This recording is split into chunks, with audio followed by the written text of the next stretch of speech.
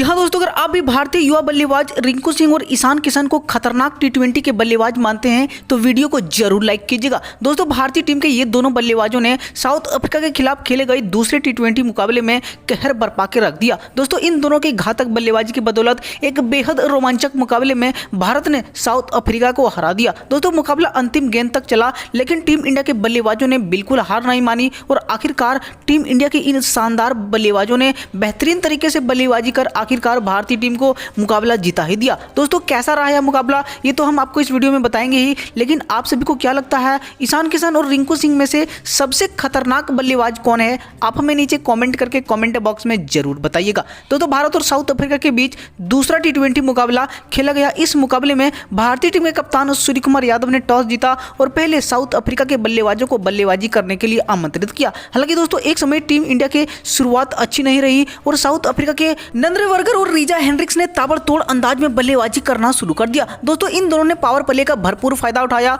और शुरुआती 6 ओवर में ही 80 रन जड़ दिए। दोस्तों, रीजा हेंड्रिक्स पहले ही ओवर से अटैकिंग मूड में लगने लगे और उन्होंने पहले ओवर में ही मोहम्मद सिराज को 10 रन कूट दिए। दोस्तों, मोहम्मद सिराज की पहली ही गेंद पर रीजा हेंड्रिक्स ने शानदार मिड विकेट के क्षेत्र में एक चौका बटोर लिया। वहीं इस ओवर में एक और शानदार चौका जड़ते हुए कुल 10 रन लिए। इसके बाद गेंदबाजी करने आए दीपक चहर को भी इन्होंने खूब कुटाई की और इन दोनों ने पहले ही 6 ओवर में ताबड़तोड़ अंदाज में 80 रन जड़ दिए। दोस्तों, इन शानदार शुरुआत के बाद अफ्रीकी बल्लेबाज और भी घातक नजर आने लगे। इसके बाद बल्लेबाजी करने आए नंबर 3 पर वेन वार डुसेन का बल्ला खूब चला। दोस्तों, डुसेन ने 45 रनों की ताबड़तोड़ पारी खेली। इन दोनों की शानदार पार्टनरशिप की बदौलत साउथ अफ्रीका की टीम एक बड़े स्कोर तक पहुंच पाया। दोस्तों, ये तीनों बल्लेबाज शुरुआती 10 ओवर में 112 रन लूट लिए। साउथ अफ्रीका की तरफ से सलामी बल्लेबाज नंद्रेवर्गर ने 36 जबकि रीजा हेंड्रिक्स के बल्ले से 42 रन निकले। दोस्तों, एक समय भारतीय टीम ये लगातार तीनों विकेट झटकने के बाद अच्छी स्थिति में नजर आने लगी थी। मोहम्मद सिराज ने 1 जबकि स्पिन गेंदबाज रवि बिश्नोई ने बहुत जल्द ही अफ्रीका दोनों बल्लेबाजों को पेवेलियन का रास्ता दिखा दिया और भारतीय टीम मैच में पकड़ बनाने लगी। दोस्तों, एक समय साउथ अफ्रीका 12 ओवर में 113 रन ही बना पाई थी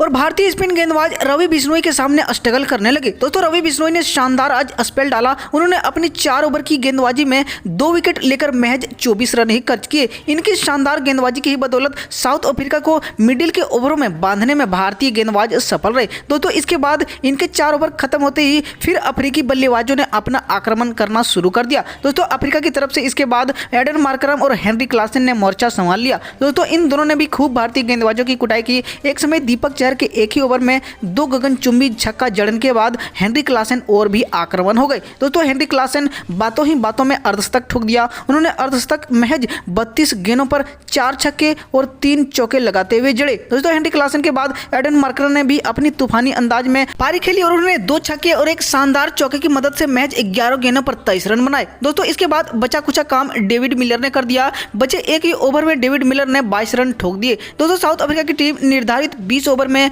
210 रनों का एक विशाल स्कोर बोर्ड पर खड़ा कर दिया और लग रहा था कि भारतीय टीम पूरी तरीके से यहां लड़खड़ा जाएगी और मुकाबले जीतने में नाकाम रहेगी। दोस्तों, भारत की तरफ से आज रवि बिश्नोई ने 2 जबकि दीपक चहर 1 वहीं मोहम्मद सिराज के खाते में 1 विकेट गया जबकि रविंद्र जडेजा 1 विकेट लेने में कामयाब रहे। दोस्तों, 211 रनों का लक्ष्य का पीछा करने उतरी भारतीय टीम की शुरुआत ठीक ठाक रही। सलामी बल्लेबाज यशस्वी जायसवाल और शुभमन गिल मैदान पर बल्लेबाजी करने आए। दोस्तों, पहले ही ओवर में यशस्वी जायसवाल ने बैक टू बैक कवर की दिशा में 2 शानदार चौके जड़े और अपने इरादे स्पष्ट कर दिए कि ये जब तक बल्लेबाजी करेंगे भारतीय टीम को इसी तरीके से ताबड़तोड़ अंदाज में रन बनाते रहेंगे। दोस्तों, पहले ओवर में भारतीय टीम ने 11 रन बनाए। इसके बाद दूसरा ओवर गेंदबाजी करने आई कगिसो रबाडा को पहली ही गेंद पर एक शानदार चौका जड़ दिया, लेकिन अगली ही गेंद रबाडा की शानदार बाउंसर थी और शुभमन गिल पुल करना चाहते थे। गेंद सीधे दूसरी स्लिप पर एडन मार्करम के हाथों में गई, लेकिन मार्करम इस कैच को लपक नहीं पाए और शुभमन गिल को एक जीवन दान मिल गया। इसके बाद शुभमन गिल ने एक और शानदार चौका जड़ा और भारतीय टीम का स्कोर 2 ओवर में 18 रन हो गया। इसी तरह से भारतीय सलामी बल्लेबाजों ने पारी को आगे बढ़ाते गए।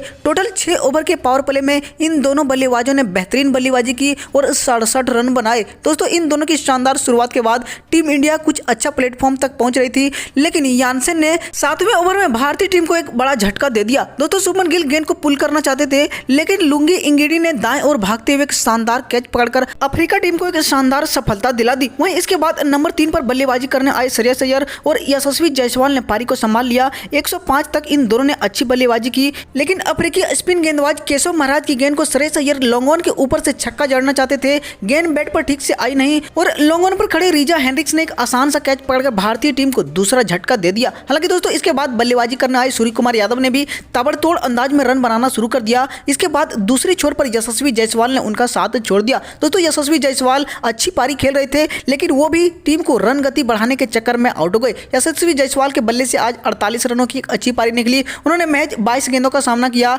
3 छक्के और 4 शानदार चौके लगाए। टीम इंडिया 15 ओवर में 130 रन तक पहुंच चुकी थी और अब यहां से 5 ओवर में मुकाबला जीतने के लिए 80 रनों की जरूरत थी। ऐसे में टीम इंडिया के घातक बल्लेबाज सूर्य कुमार यादव और ईशान किशन बल्लेबाजी कर रहे थे। दोस्तों ये दोनों ने मोर्चा संभाला और आगे ताबड़तोड़ अंदाज में इस तरीके से बल्लेबाजी की जिसे साउथ अफ्रीका के गेंदबाज संभल नहीं पाया। दोस्तों आखिरी के बचे 5 ओवर में लक्ष्य को बिल्कुल आसान बना दिया था, लेकिन सूर्य कुमार यादव 18वें ओवर की चौथी गेंद पर आउट हो गए। अब यहां से भारतीय टीम को जीत के लिए 40 रनों की जरूरत थी और गेंदें महज 14 ही बची थी, लेकिन ईशान किशन ने एक ही ओवर में 20 रन ठोक लुंगी इंगेडी का हालात ही खराब कर दिया। लेकिन अभी भी मुकाबला क्लियर नहीं हुआ था और साउथ अफ्रीका के गेंदबाज कसी हुई गेंदबाजी करने की भरपूर कोशिश कर रहे थे। लेकिन जब तक ईशान किशन और रिंकू सिंह बल्लेबाजी कर रहे थे, सभी भारतीय क्रिकेट फैंस को यह लग रहा था कि ये मुकाबला भारतीय टीम के पक्ष में, क्योंकि ये दोनों काफी घातक बल्लेबाज हैं और वो किसी भी गेंद को स्टैंड में मारकर टीम इंडिया को जिताने की क्षमता रखते हैं। ऐसे में यही हुआ, अंतिम के ओवर में टीम इंडिया को जीत के लिए 16 रनों की जरूरत थी और पहली ही गेंद पर रिंकू सिंह ने एक शानदार छक्का तो जड़ दिया। दोस्तों छक्का जड़ने के बाद दूसरी गेंद कगिसो रबाडा की शानदार थी और रिंकू को छकाती हुई सीधे विकेट कीपर हेनरी क्लासेन के ग्लव्स में चली गई। अब टीम इंडिया को यहां से 4 गेंदों पर 10 रनों की जरूरत थी। ऐसे में भारतीय टीम के रिंकू सिंह पर भी दबाव था और ये दोनों बल्लेबाज चाह रहे थे कि भारतीय टीम को जितना जल्दी हो सके मैच जिताया जाए। वहीं दोस्तों तीसरी गेंद कगिसो रबाडा की एक बार फिर से शानदार रही और ये भी छकाती हुई सीधे हेनरी क्लासेन के ग्लव्स में चली गई। दोस्तों इस बार थोड़ी शॉर्ट गेंद थी और इसको पुल करना चाहते थे, लेकिन रिंकू सिंह के बैट और गेंद में कोई संपर्क नहीं हुआ और अब भारतीय टीम पर दबाव बढ़ने लगा। दोस्तों टीम इंडिया को अब यहां से जीत के लिए काफी मुश्किलों का सामना करना पड़ रहा था, लेकिन भारतीय बल्लेबाज रिंकू सिंह अभी भी कूल थे और लग रहा था कि मुकाबला को जिता देंगे। वहीं कगिसो रबाडा की चौथी गेंद पर रिंकू सिंह ने कवर की दिशा में चीरते हुए एक शानदार चौका जड़ दिया और अब यहां से टीम इंडिया को 2 गेंदों पर 6 रनों की जरूरत थी। ऐसे में रिंकू सिंह स्ट्राइक पर थे और टीम इंडिया को लग रहा था कि ये मुकाबला यहां से जीत जाएंगे, लेकिन कगिसो रबाडा इधर हार मानने को तैयार नहीं थे। कगिसो रबाडा की 5वीं गेंद एक बार फिर से शानदार रही। ऑफ स्टंप की बाहर रिंकू सिंह चारों खाने चित हो गए। बैट और गेंद में कोई संपर्क नहीं हुआ। गेंद सीधे विकेट के पीछे हेनरी क्लासेन के हाथों में चली गई। हालांकि ये दोनों रन भागना चाहते थे, लेकिन हेनरी क्लासेन की चतुराई के साथ दोनों बल्लेबाज कुछ नहीं कर पाए और खड़े रह गए। दोस्तों इसके बाद अंतिम गेंद पर टीम इंडिया को जीत के लिए 6 रनों की जरूरत थी। भारत का स्कोर 205 रन हो चुका था। सभी क्रिकेट फैंस दिल थाम के बैठे हुए थे, आखिरकार एक गेंद पर 6 रन कैसे बनेंगे। दोस्तों मुकाबला बिल्कुल टाइट था। रिंकू सिंह पर प्रेशर बढ़ चुका था। दूसरी छोर पर ईशान किशन ने रिंकू से बात की और आखिरी गेंद डालने के लिए कगिसो रबाडा तैयार हो गए। दोस्तों कगिसो रबाडा की थोड़ी सी आगे गेंद थी, लेकिन इस बार रिंकू सिंह भला कहां मानने वाले थे। कदमों का इस्तेमाल करते हुए शानदार मिड विकेट के ऊपर से छक्का जड़ भारतीय टीम को एक और शानदार जीत दिला दी। दोस्तों इस जीत के साथ टीम इंडिया अब 1-0 से बढ़त बना चुका है। अब तीसरा मुकाबला जोहान्सबर्ग में खेले जाएंगे। रिंकू की इस शानदार बल्लेबाजी से इन्हें मैन ऑफ द मैच का पुरस्कार दिया गया। दोस्तों इसी तरीके से हर एक खबर से अपडेट रहने के लिए आप हमारे YouTube पर बने रहिएगा। धन्यवाद।